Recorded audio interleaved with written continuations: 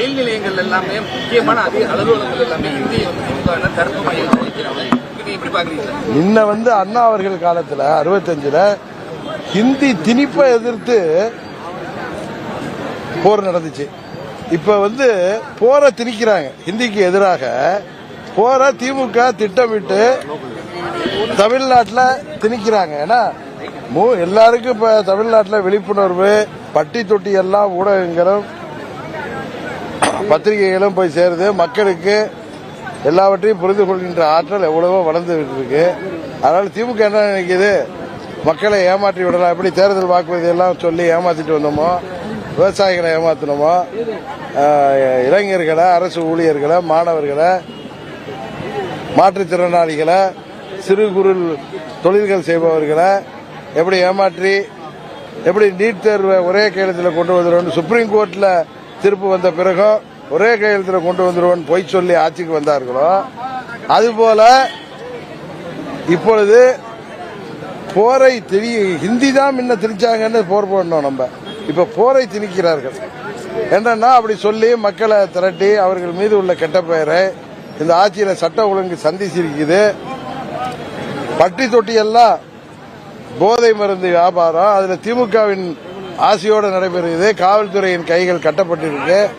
பள்ளிகள் அருகிலேயே தடை செய்யப்பட்ட புகையிலை பொருட்கள் விற்பனையை தடுக்க முடியல.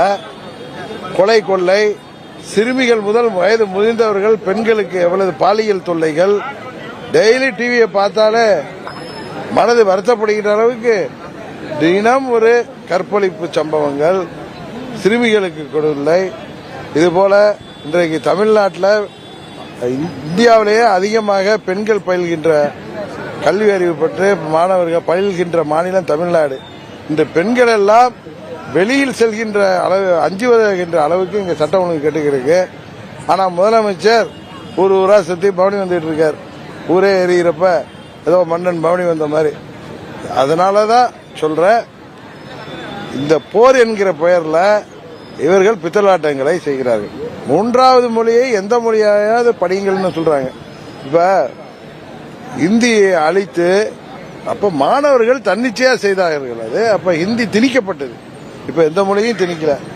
அவங்க மத்திய கொள்கை கல்விக் கொள்கையின் அடிப்படையில் இந்த கால சூழ்நிலைக்கு ஏற்ப மூன்றாவது ஒரு மொழிய பயிலுங்கன்னு சொல்றாங்க. அது ஹிந்தின்னு சொல்லல, எந்த மொழியாவது பயிலுங்கன்னு. அது நம்ம தமிழ்நாட்டில் 50-60 ஆண்டுகளாக பேரறிஞர் அண்ணா அவர்கள் கொண்டு வந்த இருமொழி கொள்கையை ஃபாலோ பண்றோம். இதுவே எங்களுக்கு போதும், எங்களுக்கு நிதியை கொடுங்கன்னு சொல்லி முதலமைச்சர் போய் பிரதமரை சந்தித்து கேட்பதை விட்டுவிட்டு இங்க சும்மா இங்க கடலூர்லயும் அங்கேயும் ரோட்ல நின்று சத்தம் போடுறாரு. அவங்க கட்சிக்காரங்களும் சட்டம் ஒழுங்கு போக்குவரத்தை பாதிக்கிற அளவுக்கு இன்னைக்கு அவர்கள் மறியல்களையும் போராட்டங்களையும் இந்த மாதிரி ஹிந்தியில இருக்க போர்டையும் அழைத்து இதனால என்ன சாதிக்க போகிறார்கள் என்பது தெரியவில்லை. மக்கள் இதற்கெல்லாம் 26 சட்டமன்ற பொதுத் தேர்தலில் தக்க பதிலடி கொடுப்பார்கள்.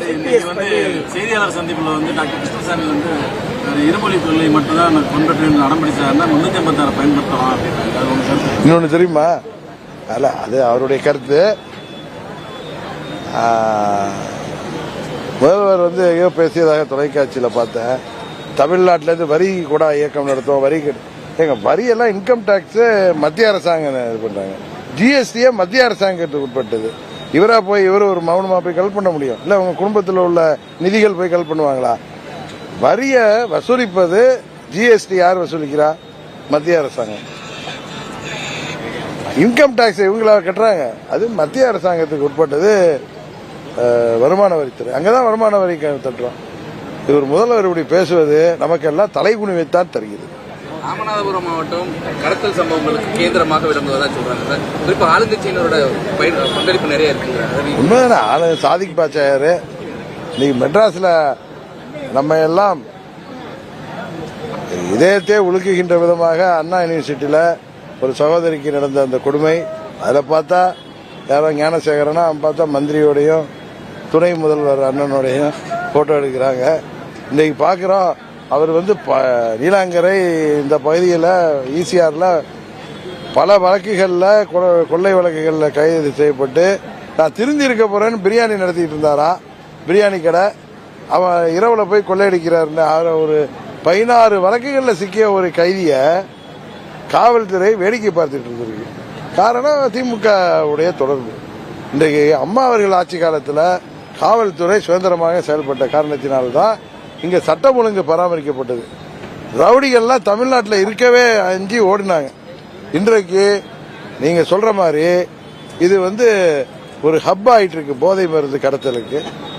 என்ன பண்றது, தமிழ்நாட்டு மக்கள் இந்த பழனிசாமி செய்த தவறுகளால் அவருக்கு எதிராக நீங்க திருந்து விட்டதுன்னு நினைச்சு திமுக ஆட்சியை கொண்டு வந்தாங்க. திமுக நாங்கள் திருந்தவே மாட்டோம்னு மக்களோட உயிரோட விளையாண்டுட்டு இருக்காங்க.